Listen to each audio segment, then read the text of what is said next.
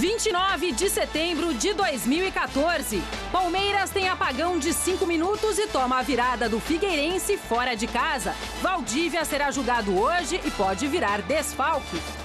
Na Arena da Baixada, Corinthians ataca pouco e é derrotado pelo Furacão. No Pacaembu, Santos bate Goiás e é o único paulista a vencer na rodada. No sábado, São Paulo perdeu em casa para o Fluminense e ficou a 10 pontos da Raposa. Empate do Cruzeiro e vitória do Inter fazem a diferença para o líder cair para 6 pontos. Os dois se enfrentam na próxima rodada. E ainda, queniano quebra recorde na maratona em Berlim. Brasil vence a Copa América e garante vaga no próximo Mundial de Futebol Feminino.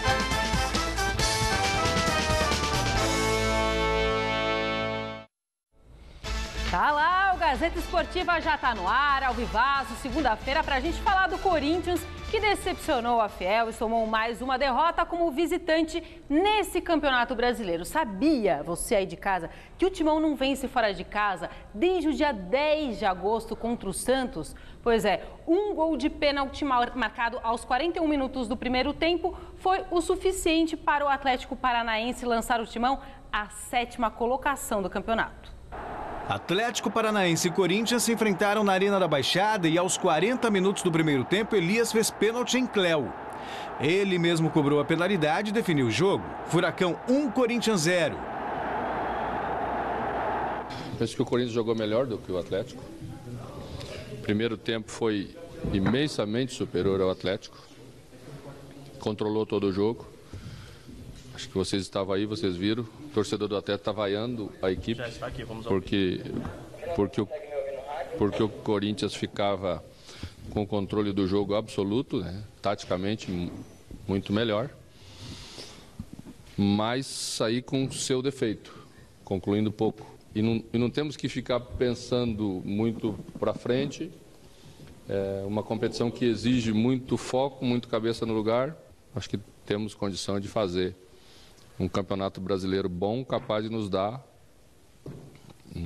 uma boa colocação, onde estamos até agora, no grupo dos 4 primeiros, ficamos 24 rodadas nele, e momentaneamente não estamos, porque não estamos pontuando na proporção com o aproveitamento que precisa para estar nesse grupo de elite.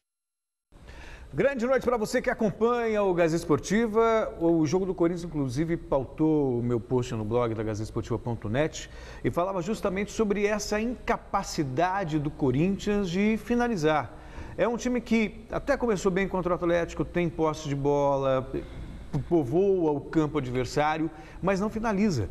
O Atlético Paranaense, com uma proposta muito mais defensiva, de marcação, finalizou praticamente o dobro que o Corinthians falando, não lembro com precisão os números, mas mais que o dobro com certeza. Quer dizer, então o Corinthians é capaz de fazer uma partida brilhante não é uma partida boa contra o São Paulo, constrói um placar elevado, 3 gols, e de repente fica sem marcar contra o Figueirense, fica sem marcar contra o próprio Atlético. E eu costumo avaliar, Flávio, um time de futebol, a partir das chances que cria. E o Corinthians não tem criado nada. E olha, tem Jadson, tem Danilo, tem Renato Augusto, tem Petros, quer dizer, são jogadores que você compara com outros clubes, teoricamente tem uma capacidade de criação acima da média. E a gente não tem visto isso. Boa noite, Celso, Anitta, amigos do Gazeta Esportiva. No meu modo de entender, o time do Corinthians está muito com os espaços muito distantes. Precisa acoplar um pouco mais. No meu conceito, o segredo é a aproximação um pouquinho mais dos volantes, chegar um pouquinho mais. Ontem, por exemplo, o Corinthians jogou com o Bruno Henrique, com o Petros, são jogadores que podem chegar mais. E o Elias, tem qualidade, né, para saída. E no entanto a gente não está vendo. Eu acho até que é um problema individual. O Elias não está vivendo um bom momento. Então você tem o domínio do jogo, mas você não tem a aproximação, você não tem a tomada de bola lá na frente. Isso é uma coisinha que tem que ser corrigida, mas é um time que tem cara, é um time trabalhado, no meu modo de entender. Bom, gente, Com mais essa derrota aí do Corinthians, aumentam as críticas ao Mano Menezes. Por isso, a nossa enquete, que hoje está no site gazetesportiva.net, é sobre o técnico do Timão. Mano Menezes sobrevive no cargo caso seja derrotado pelo Atlético Mineiro nessa quarta-feira em jogo válido pela Copa do Brasil? Sim ou não? Acesse o site, vote. O resultado eu dou no final do programa de hoje, Celso. A pressão vai ser muito grande disso, não tenho a menor dúvida. Aliás, já existe a pressão, os torcedores ficam aí perturbando e tal. Mas posso até quebrar cara, mas não acho que o Mário Gobi, até pela admiração que ele nutre pelo Mano, decida pela demissão. Mero palpite, eu acho que ele continua, faça chuva, faça sol.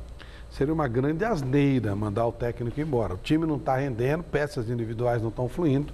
Uma grande bobagem, não tem a menor lógica. Eu desconsidero até essa hipótese. Muito bem. Em Florianópolis, o Palmeiras jogou bem, controlava a partida até a metade do segundo tempo. Só que em 5 minutos de descontrole total foram suficientes para o Verdão tomar a virada do Figueirense e continuar na zona do rebaixamento. O Palmeiras foi até Florianópolis encarar o Figueirense aos 34 minutos do primeiro tempo. Cristaldo recebeu de Diogo e fez 1-0 para o time paulista. Já na etapa final, uma verdadeira pane se instalou no Verdão. Cleiton, de cabeça, deixou tudo igual aos 31. No minuto seguinte, em jogada muito parecida, o Figueirense conseguiu a virada novamente com Cleiton, 2-1. E aos 35, Marcão aproveitou o cruzamento e definiu o jogo. A derrota manteve o time de Dorival Júnior na zona do rebaixamento. Nós estávamos criando, estávamos jogando, nós não deixamos o Figueirense criar em momento nenhum. O Figueirense não deu um chute no nosso gol e, de repente, em 5 minutos, virou a partida. São situações que, como eu disse anteriormente, só o futebol explica um fato como esse. Nós temos que ser realistas. Quando nós perdemos pro Goiás, eu reconheci publicamente que a equipe adversária havia sido superior. Nessa partida não, em momento nenhum. O Palmeiras tinha tudo para ter feito o resultado e, infelizmente, acabamos deixando aí pontos importantes. Concordo com o Dorival Júnior. O Palmeiras estava melhor no jogo, dominava o jogo, teve 2 oportunidades claras para fazer o segundo gol, uma com o Cristaldo e outra com o Valdívia, mas o descontrole emocional do time é uma coisa muito evidente. Quando tomou o gol de empate, o time arriou. E depois tomou mais 2 e poderia ter tomado até mais. Efetivamente, o Palmeiras não foi pior que o Figueirense, mas perdeu, né? O problema é que o espaço vai ficando cada vez menor, Celso. O risco de rebaixamento vai aumentando e lá na frente, se eventualmente o time cair, ninguém vai lembrar, mas jogou bem contra o Figueirense e tal. Eu procuro ser, dentro do possível, muito justo. Eu já vi muito torcedor, muita gente querendo colocar na conta do Valdívia essa derrota para o Figueirense. Eu acho isso uma injustiça. Ele perdeu. Mesmo, né? Ele mesmo eu acho que ele teve culpa, né? Sim. Eu acho que ele teve a chance de fazer, mas enfim, na hora... Não tá pra frescura, né, Celso? Tem hora que você tem que fazer o mais simples, mas entendo. Talvez tenha tentado algo até por ser um jogador diferenciado, um pouquinho melhor que os outros, claro, e tal, né? Então... não sei se cabe na conta dele ou essa... É que ele tem um débito tão grande com o Palmeiras, mas tão grande, que eu acho que o que se culpar o Valdívia nunca é demais, porque realmente o débito dele com o Palmeiras é um dos maiores débitos que eu vi na história do futebol. A propósito desse lance aí, o Valdívia pegou 2 jogos de suspensão. 2 jogos de suspensão, foi desqualificado, né? O pisão poderia ser uma suspensão, digamos, mais ampla, mas acabou ficando em 2 jogos. Pelo que aconteceu, Flávio, eu acho que ficou de bom tamanho. Prejuízo, eu imaginava um prejuízo muito maior. Mas ferro no Palmeiras de novo, né? Então, esse tipo de cara. Eu acho que o Lúcio deveria bater um papinho com ele, estilo que ele fez com o Roger Chinelinho, porque deu a cota, né? Já encheu o saco o tal de Valdívia. Nesse caso, aí o ônus é todo dele. Tem que assinar o cheque porque o prejuízo é grande. No Pacaembu, o Santos foi bem, mesmo sem contar com Robinho, Cicinho e também o goleiro Aranha, poupados para a partida dessa quarta pela Copa do Brasil contra o Botafogo. O time da Baixada venceu o Goiás por 2-0 e continua na briga por uma vaga no G4. Veja os gols. Jogando no Pacaembu, o Santos recebeu o Goiás e abriu o placar aos 13 minutos do primeiro tempo com o David Braz de cabeça. No segundo tempo, Giovani ampliou a vantagem do Peixe, aproveitando o rebote e batendo no cantinho, 2-0. No minuto seguinte, um erro incrível da arbitragem. Esquerdinha bateu de longe, a bola tocou no travessão e entrou. Na sequência do lance, foi anotado o impedimento de Bruno Mineiro. Reparem que a bola nitidamente ultrapassa a linha do gol. Porém, não foi isso que o árbitro adicional Ricardo Marques Bezerra, que estava a 3 metros do lance, viu na jogada. E ficou assim, Santos 2, Goiás 0. Flávio, tudo bem, eu sou um defensor da tecnologia, tem que ter chip na bola e tal, mas ali você tem um árbitro assistente que ele está lá só para fazer isso. O auxiliar tem a rapidez do lance, o árbitro às vezes está com a vista encoberta. Acho que tem argumentos de defesa da arbitragem. Mas no caso do assistente, não tem como defender. Ele está lá só para isso. Como é que ele não viu que a bola entrou? Responde para mim. A arbitragem no Brasil é uma coisa ridícula. Ontem a diretora da Escola de Árbitros falou publicamente de uma regra errada. E essa que está dando esse jogo de queimada aqui no Brasil. A partir daí você vai esperar o quê? Esses caras atrás do gol, para mim é uma palhaçada, não serve para nada. E quando precisa do cara, não faz também. É algo parecido com o que aconteceu lá com o Vasco, né? Naquele jogo com o Flamengo também, que a bola entrou, o assistente estava ali e não viu. Quer dizer, Tiquinho, né? E no duelo entre os tricolores, hein? Realizado aqui no Morumbi, quem se deu bem foi o Fluminense, que ganhou do São Paulo por 3-1 e fez a equipe paulista completar a 4ª partida sem vitória. Veja aí como foram os gols na narração do Osmar Garrafa. Cícero. Olha o cruzamento, Fred, o gol!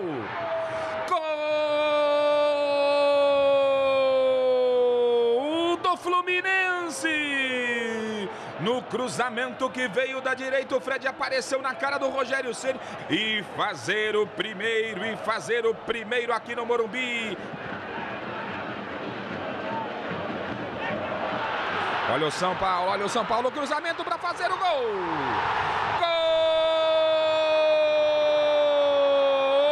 Gol do São Paulo, Pato! Cruzamento do Kardec, o Pato chegou batendo para meter para o fundo do gol.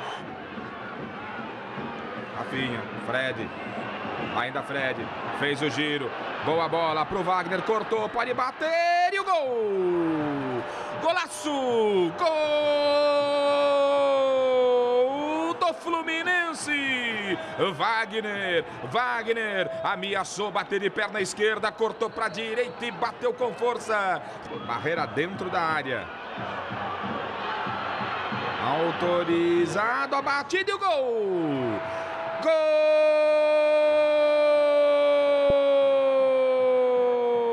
Gol do Fluminense! É do tricolor carioca, na batida de falta, Conca. O São Paulo não vence no Campeonato Brasileiro há 4 partidas. Perdeu na noite desse sábado para o Fluminense aqui no Morumbi e de quebra perdeu também 3 jogadores que levaram o 3º cartão amarelo e não enfrentam na próxima rodada o Grêmio em Porto Alegre. Denilson, Álvaro Pereira e o atacante reserva Luiz Fabiano. Tricolor viu ainda o Cruzeiro disparar na ponta, na liderança do Brasileirão. A diferença agora é de 10 pontos. Acho que o time jogou de igual para igual, buscou o jogo o tempo todo. Acho que hoje, infelizmente, nós demos azar nas conclusões. Era um jogo em que nós tínhamos que controlar o ímpeto do São Paulo, sabíamos que seríamos pressionados e a equipe foi posicionada para isso. Tínhamos que jogar de forma compacta para tirar a movimentação e a velocidade do São Paulo. Por que o São Paulo despencou assim no campeonato, cara? Eu acho que estamos perdendo os pontos em casa que não deveríamos ter perdidos. Mas a gente não vai desistir, a gente vai lutar até o final, porque tem muitos jogos ainda, a gente está no G4, tem chance ainda, mas a gente vai lutar até o final. Fica muito difícil imaginar um outro campeão que não seja o Cruzeiro? Olha, pelo andamento que o campeonato está, é justamente por causa disso, é onde ele faz a diferença. Oscila menos, tem consistência. Então, mas só que esse campeonato, ele é um campeonato duro. Ele é duro, ele é traiçoeiro. E aí a gente não pode garantir que tá ganho ou tá acabado, não. A vantagem do Cruzeiro existe, consistência está melhor, botou à frente merecidamente, mas não está acabado não. Primeiramente sobre o Cruzeiro, a gente vai falar dos gols da rodada, mas já que está em pauta, a regularidade do Cruzeiro é que chama muita atenção. É uma regularidade que vem desde o ano passado, que é quando o Cruzeiro foi campeão. E não tinha ainda, quer dizer, a base foi montada para o campeonato. E hoje a gente tem essa base que vem do ano passado, quer dizer, então é um time ainda mais forte do que a gente pôde ver no Campeonato Brasileiro de 2013. Então o Cruzeiro segue realmente, hoje tem 6 pontos sobre o Internacional. Agora, o São Paulo, Flávio, eu tenho que fazer uma reverência aqui a você, mais uma vez. Obrigado. Né?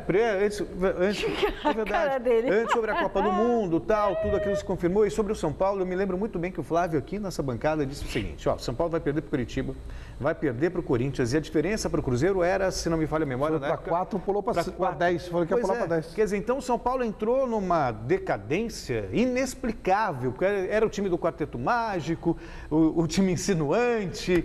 E aí, já são. Para mim é um time virtual. Seguidas. O São Paulo é um time virtual. Ele tem um jogador que ele trouxe por um tempo, ou seja, não pode fazer o time em cima do Kaká.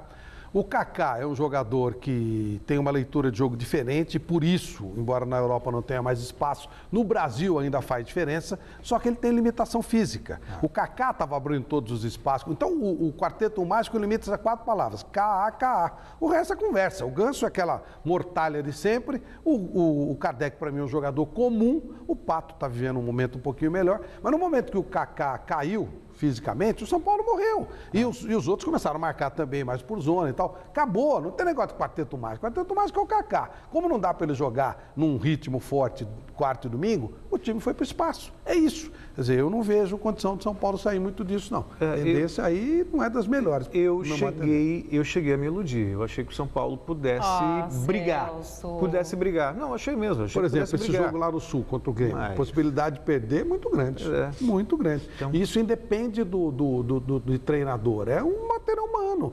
O São Paulo é um time virtual. Parece que o Ganso é um grande jogador. Não é. É um jogador de habilidade, mas não rende pro time. Toque refinado, elegante. Isso sim, mas não resolve nada. O Kardec, o Pato realmente é bom jogador, melhorou, né? Deu uma crescida. E tem o Kaká, que não é mais está longe de ser. O Kaká hoje não tem espaço na Europa. Mas que ainda assim é o que aqui faz diferença, mas na Europa já não faz. Só que já tem limitações. Tanto que ele já entrou numa descendente que era natural.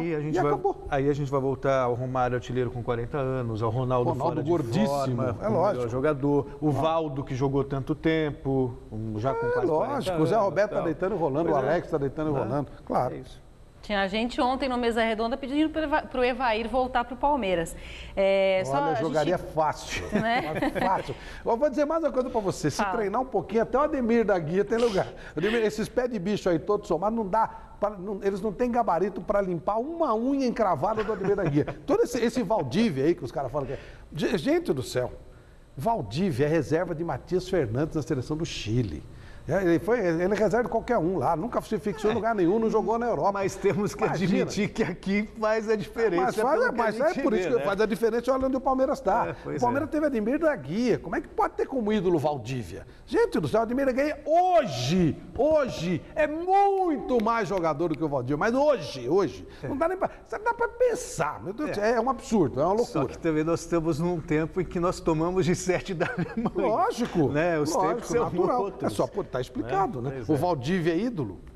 Bom, só para falar rapidinho, eu acho que, não sei se depois a gente vai falar, mas o Muricy vai passar essa semana em casa, ele ainda está, você citou o treinador do São Paulo, o Muricy Ramalho ainda vai passar. Teve alta, mas não está liberado para trabalhar. Está em casa, vai ficar descansando. O São Paulo já joga amanhã, né? Vai ficar descansando. Gente, mais 6 partidas deram sequência, então, à 25ª rodada do Campeonato Brasileiro. Na Arena Pernambuco, o Cruzeiro empatou com o Sport em 0-0, mas segue tranquilo na liderança com 6 pontos na vantagem para o segundo colocado, que é o Internacional. Veja aí os outros gols dos outros jogos. Na Arena Condá, a Chapecoense saiu na frente do Criciúma com o Leandro aos 23 minutos de jogo. O Tigre não se abateu e empatou o duelo no segundo tempo com Souza de cabeça. Final Chapecoense 1, Criciúma também 1. Na Fonte Nova, o argentino Emmanuel Biancucci, primo de Lionel Messi, marcou 2 vezes e deixou o Bahia em larga vantagem sobre o Flamengo. A equipe carioca bem que descontou com o brasileiro naturalizado croata Eduardo da Silva, só que já era tarde. Final Bahia 2, Flamengo 1. Na Independência, o Atlético Mineiro venceu o Vitória graças a 2 gols anotados no finalzinho do confronto. Diego Tardelli aos 40 e Guilherme aos 48 deram os 3 pontos ao time de Belo Horizonte. No Maracanã, o Grêmio não tomou conhecimento do Botafogo. Barcos, em 2 oportunidades, garantiu resultado positivo para os comandados de Luiz Felipe Scolari. No Beira-Rio, D'Alessandro cobrou pênalti no rebote do goleiro, abriu o marcador para o Inter diante do Curitiba. Alex cobrou o escanteio da direita e Leandro Almeida, de cabeça, deixou tudo igual no sul do país. Ainda no primeiro tempo, Aranguiz chutou cruzado.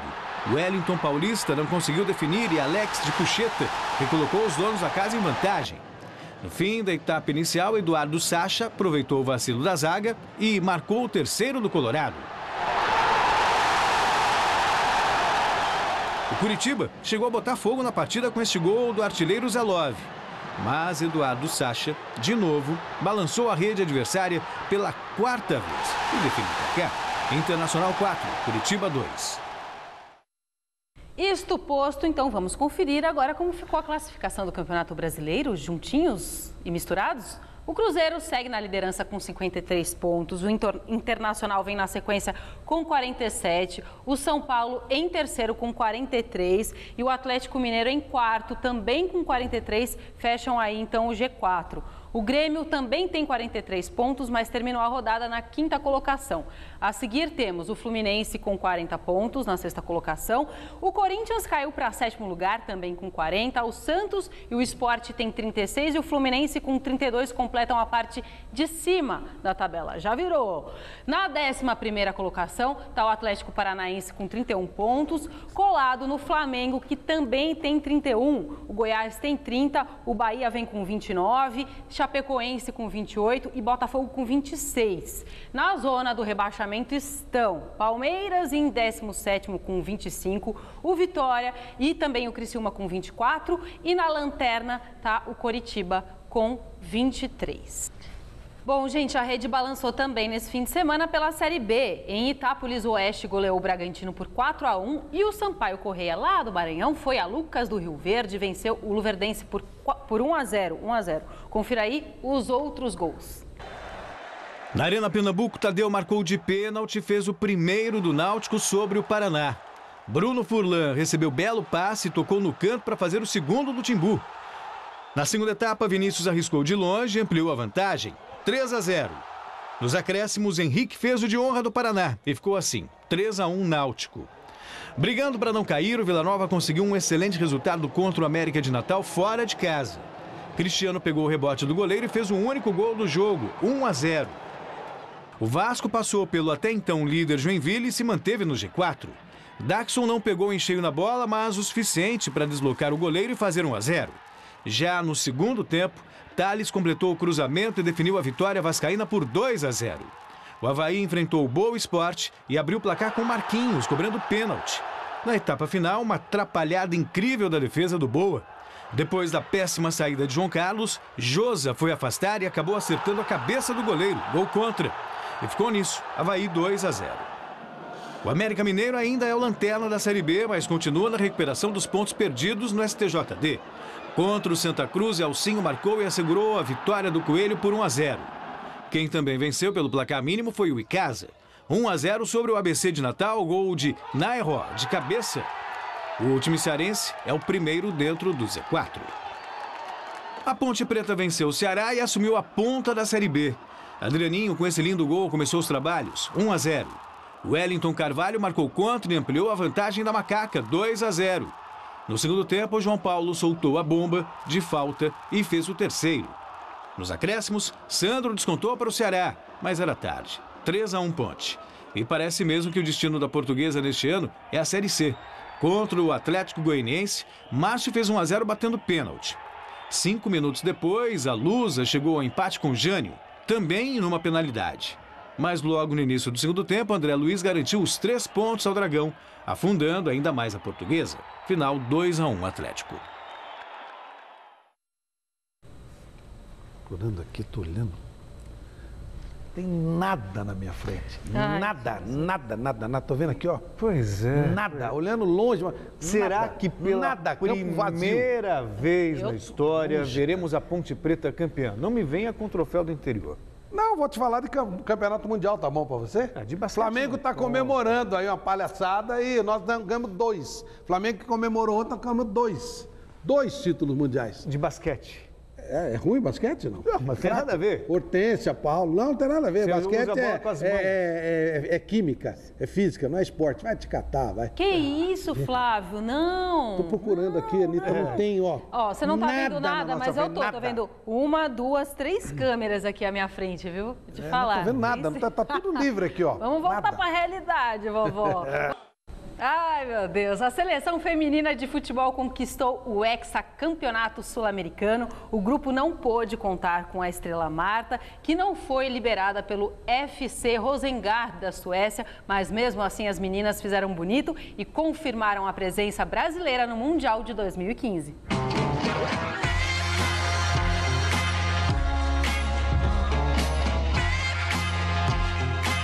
Depois de golear a Argentina por 6-0 na sexta-feira, a vaga para o Mundial do ano que vem no Canadá já estava garantida. As brasileiras então precisavam apenas de um empate para levantar a taça. E ele veio! Ontem o jogo contra a Colômbia em Quito, no Equador, terminou em 0-0 e o Brasil finalizou a competição na liderança do quadrangular final com 7 pontos.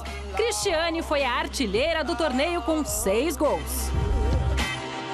Now if he made you cry, oh, I gotta know if he's not ready to die, he best prepare.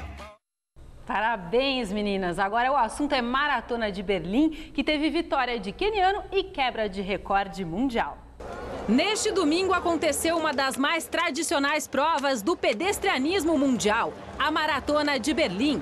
Cerca de 40 mil pessoas largaram das imediações do Portão de Brandemburgo, um dos mais famosos monumentos da capital alemã. E enquanto os amadores faziam a festa nas ruas berlinenses, inclusive com a presença da torcida brasileira apoiando os atletas, lá na frente, um maratonista fazia história. O queniano Denis Kimeto quebrou o recorde mundial da maratona ao estabelecer a marca de 2 horas, 2 minutos e 57 segundos, 26 segundos mais rápido que o tempo anterior do também queniano Wilson Kipsang. Estou me sentindo bem por ter definido o recorde mundial. Estou muito feliz, afirmou Kimeto. No Mundial de Vôlei Feminino realizado em Trieste, na Itália, as meninas da seleção brasileira venceram a Sérvia por 3-1 e terminaram a primeira fase da competição invictas. Foram 5 jogos com 5 vitórias. Para a segunda fase, a equipe do técnico José Roberto Guimarães deixa a cidade de Trieste e vai para Verona. Verona, a cidade de Romeu e Julieta, Celso. A equipe volta à quadra na quarta-feira, às 3 horas da tarde, para enfrentar o Cazaquistão. As meninas ainda vão ter pela frente Holanda, Rússia e também os Estados Unidos. Agora, se no vôlei o momento é de sucesso, é tranquilo, no basquete segue difícil a caminhada das meninas da nossa seleção brasileira que estão na Turquia disputando a Copa do Mundo de basquete. Depois da derrota para a vice-campeã mundial República Tcheca por 68-55 na estreia, a equipe comandada pelo técnico Luiz Augusto Zanon foi derrotada no último sábado pela Espanha, a atual campeã europeia, por 83-56. O Brasil volta à quadra amanhã, às 8 horas da manhã, precisando vencer o Japão para avançar para a próxima fase da competição. E o Flamengo é campeão mundial de basquete nesse domingo contra o Maccabi Tel Aviv de Israel, atual campeão europeu. O Mengão precisava vencer por uma diferença de pelo menos 4 pontos para reverter a derrota do primeiro jogo. Com a Arena da Barra totalmente lotada pelos rubro-negros e em grande dia do argentino Nicolas Laprovitola e do americano Jeremy Maince, o time carioca venceu por 90-77 e conquistou o título inédito. Antes do Flamengo, a única equipe brasileira que tinha conquistado o Mundial tinha sido o Sírio em 79. E feminino, não conta, não? Tem 2 da Ponte. Peraí, mas o assunto... 2 da Ponte. Masculino. Não interessa. Ai, a Ponte Preta, gente, Ponte Preta. Vamos de tênis. Gente, atenção, atenção, hein? Já estão abertas as votações para a 11ª edição do Troféu Mesa Redonda. Vá lá no www.troféumesaredonda, você está vendo aí no detalhe.com.br e escolha os seus jogadores favoritos desse Campeonato Brasileiro 2014. Não é isso, Flávio Prado? É isso, a Baltec, a Lux Color com a gente, o que é sempre muito legal, Anitta.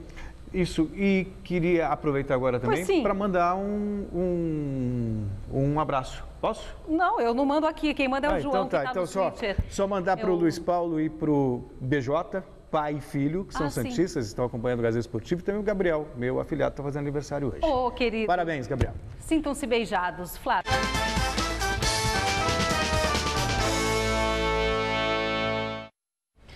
Sim, o Gazeta Esportiva tá de volta e quem também tá de volta depois de mais uma derrotinha é o Palmeiras, que desembarcou no início da tarde de hoje em São Paulo e mais uma vez sequer passou pelo saguão do aeroporto.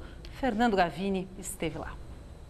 Depois da derrota de virada por 3-1 para o Figueirense em Florianópolis, o Palmeiras desembarcou em São Paulo no começo da tarde desta segunda-feira. Com medo de protestos de torcedores revoltados com a campanha do time, que segue na zona de rebaixamento, a delegação optou por não passar pelo saguão aqui do aeroporto de Congonhas. Seguranças do clube chegaram a circular pelo setor de desembarque, mas tudo não passou de jogo de cena. O ônibus foi buscar os jogadores direto na pista e os levou de volta para a academia de futebol. Palmeiras volta a treinar nesta terça-feira, de tarde, visando a partida de quinta contra a Chapecoense. Jogo importante contra um adversário que também luta para escapar da zona de rebaixamento. Para esse jogo, o Palmeiras pode ter 3 reforços de jogadores importantes que estavam machucados. O Tóbio, o Wesley e o Leandro estão em fase final de tratamento e podem ficar à disposição do técnico Dorival Júnior. Do aeroporto de Congonhas, em São Paulo, Fernando Gavini. Vamos falar agora do Corinthians, que depois da derrota para o Atlético Paranaense por 1-0, começa a pensar no jogo da próxima quarta-feira contra o Atlético Mineiro pela Copa do Brasil. Do CT Joaquim Grava, o repórter Felipe Esboril tem as informações do timão. O Corinthians ainda não convenceu neste segundo turno do Campeonato Brasileiro. O rendimento do time de Mano Menezes nas últimas 6 rodadas se aproxima dos times que estão na zona de rebaixamento. Apenas 7 pontos conquistados nesse período. Muito pouco para quem deseja uma vaga na Libertadores do ano que vem. Acho que essa situação só quem pode mudar somos nós. Então o trabalho vai continuar. A união do grupo nesse momento vai ser importante.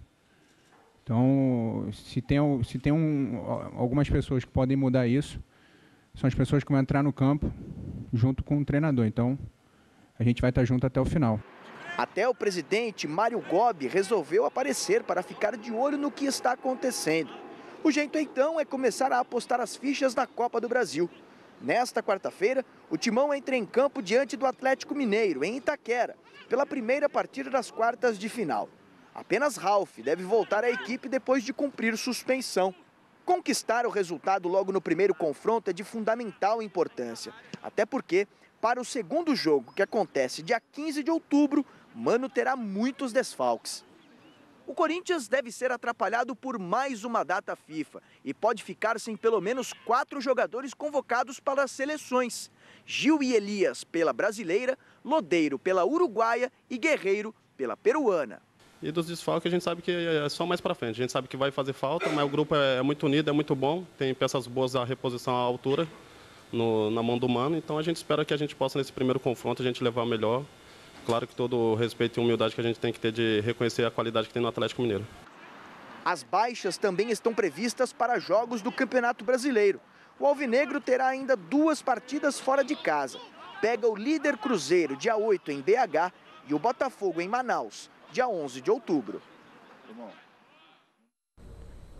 Muito bem, já no São Paulo, o foco é o jogo de amanhã, às 8h30 da noite, no Morumbi, contra o Huachipato do Chile pela Copa Sul-Americana. O repórter Adriano Dolfi esteve no CT da Barra Funda e traz as informações do tricolor para a gente.